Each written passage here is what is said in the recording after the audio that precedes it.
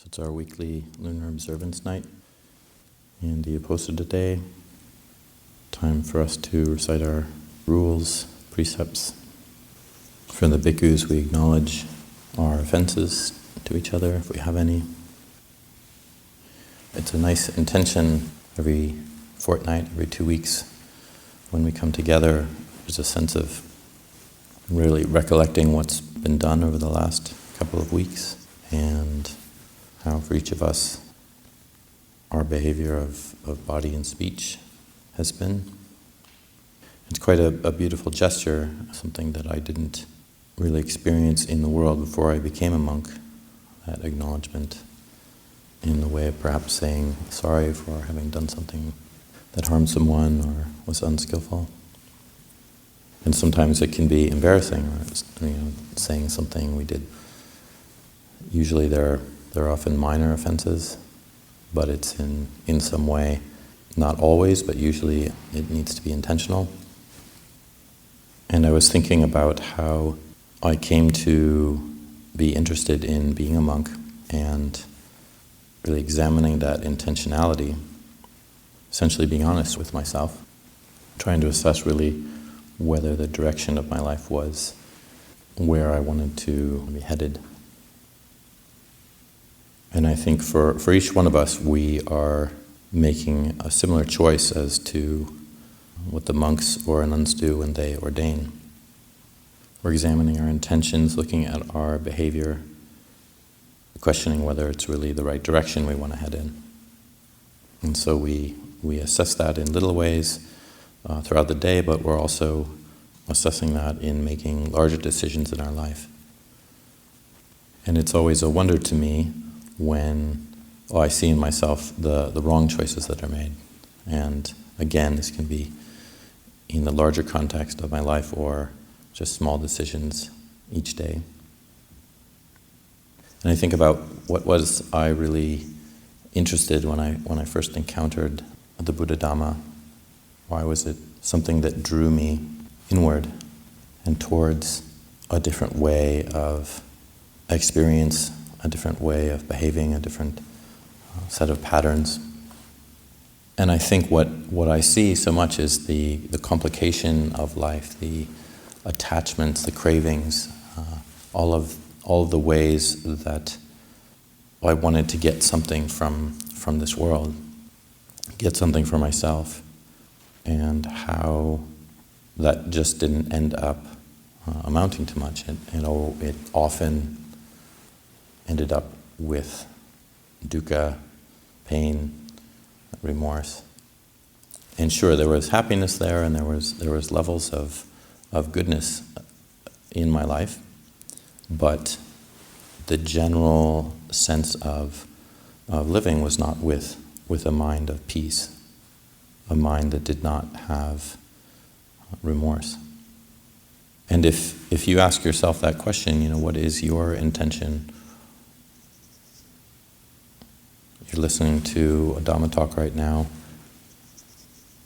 or you're living here in the monastery, and also hopefully listening to the Dhamma talk. But that sense of intention around why it is that we've come to this practice, it's important to examine, having a daily exercise of examining that intention. Reassessing our draw to peace and calm, equanimity, non-complication, non-proliferation, and asking ourselves if we're holding true to that. Because in my experience, it's very easy to let that slip moment by moment. And I think the interesting aspect of all of this is how easy it is to get into trouble, to get ourselves into trouble, and to make things complicated, to follow the wrong path, wrong set of circumstances, wrong set of choices, even when we're trying to do our best. So we're continuing to realign ourselves towards the Dhamma, towards that which is not causing us to be impassioned or aversive, angry, towards clarity rather than confusion, becoming obsessed with not being sure and having to figure something out. And so that requires us in a very real and heartfelt way to examine our choices each day and what we're doing.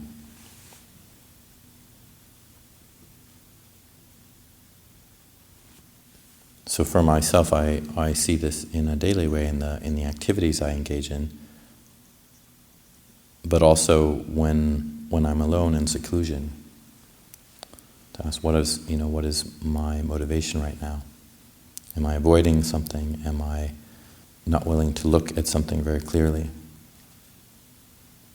And it's interesting when we examine our lives and we look at just the basic tasks that we're involved in, we can assess how really attached we are to something. In the monastery, each one of us is given a certain set of responsibilities, or we volunteer for it a lot of the time. We're asked to do things, but ultimately it is our choice. We don't have to take up all the responsibilities we're asked to do, or we can ask for different ones.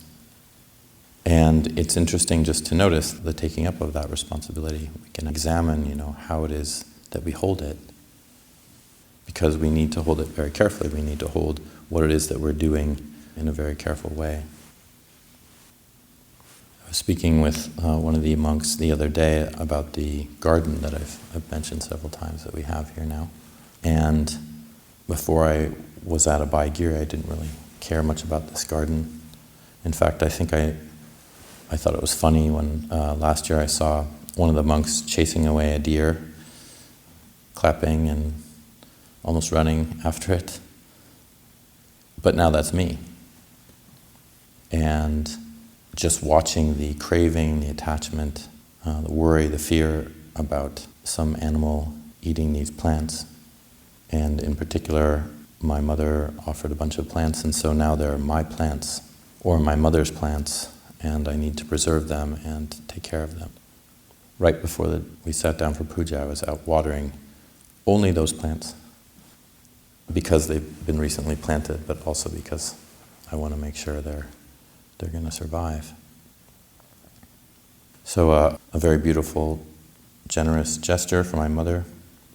But then, without watching the mind carefully, as this monk was saying to me, he said, you have to be really careful about the garden. You have to be really careful about not being too attached.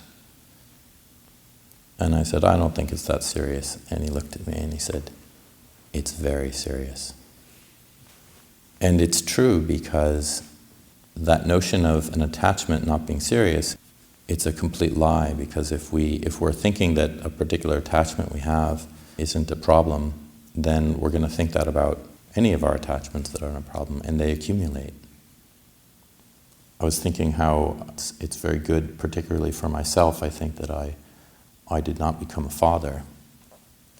I think I would have become very neurotic. Well, I'm already neurotic, but I think I would have been quite a neurotic dad and worried about my kids quite a bit. Or on the negative side, wanted to control them, or control the outcome of their lives, or whatever it might be.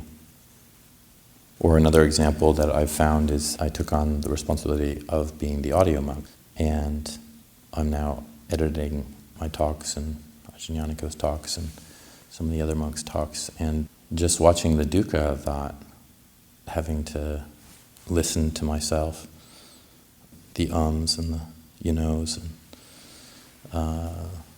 there it goes again.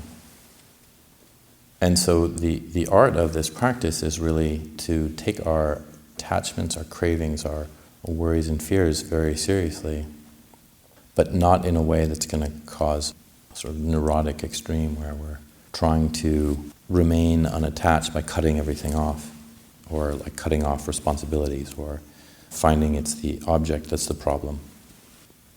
And that's not an easy thing to do. The kitchen manager to manage the kitchen in a way that's okay with certain outcomes that don't end up being right. I mean, how could it all be right? How could you get it so none of the food ever spoils, or all of the dishes turn out as you wanted if you're cooking? all of the people you work with being harmonious and so kind and having no views and opinions other than agreeing with your own. It just doesn't happen. Or being the work monk in the monastery and having many people's views and opinions about the work that needs to be done or what's important or what they would particularly like to do, and how very difficult that job is. In our monasteries, there's a certain sense of respect we have for seniority, although it doesn't always exactly work in this way, but one is often careful with, or feels that one should be careful around asking a senior monk to do a particular thing. So if the work monk is a junior monk, or what's called a Majjhima monk, or fairly junior to some of the senior monks, it can feel like a bit of difficulty asking senior monks to do certain work. But the practice for us is to recognize that the work monk is actually under a lot of pressure to deal with so many things in the monastery that need to be taken care of. And so the senior monk's practice is to actually let go and say, yep, that's fine for me to do this or that. And yet it's very easy to see, I think, for myself, I would assume it happens with others, there can be a resistance sometimes to wanting to do certain things, certain tasks. Because as I've been mentioning, that we can get quite attached to what it is we're doing or not want to learn something new. And all of these tend to be obstacles in our path. They tend to be things that are obstructions for us. And when we go back and spend time in solitude, then we can see these attachments and strong views about something or how we want something to be, the control of it, the non-recognition of anicca, of wanting things to be stable and permanent and sure. We see when we go back and we spend time alone or sitting that the very things we do and say just come right up in our meditative experience, our bhavana. And so that intention we're examining, we do want to be really careful. We want to be very heedful of what we're doing every day. And the Buddha never told us that it was going to be easy, and we can read the biography of Lumpur Cha. We can see how a teacher like Lumpur Pasno has lived his life. It's not for the faint of heart. And so it's helpful to take those attachments seriously and to be careful with how we conduct ourselves, for our own practice.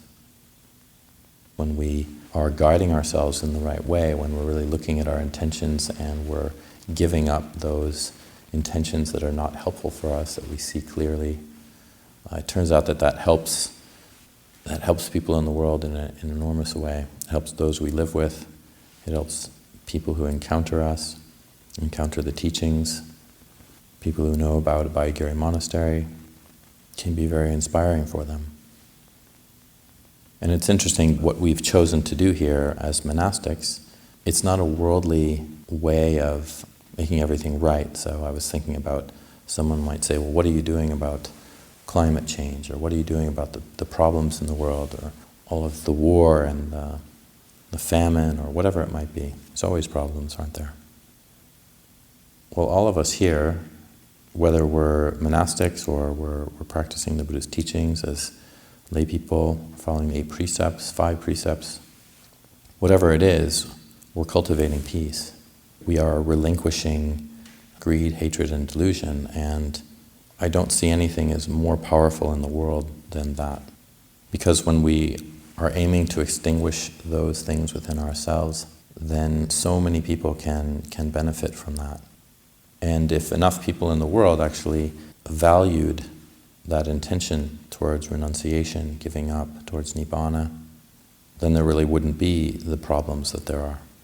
We would, of course, have to face problems with how things really work in the world, weather systems and crop failure, whatever it might be. But without greed, hatred, and delusion, then there just wouldn't be as many problems. Or we could deal with them in a much easier way. Or when they're there, we wouldn't ask ourselves, why are they here? Why is it like this? It shouldn't be like this. Everything should be more equitable and harmonious and perfect. But with the reduction or complete eradication of greed, hatred, and delusion, then we recognize that anicca is quite normal. Our experience with our bodies, whether we experience disease or old age, death. There could be so much more acceptance of that. And so it seems like to me this is the best thing to do in the world, is cultivating the Dhamma.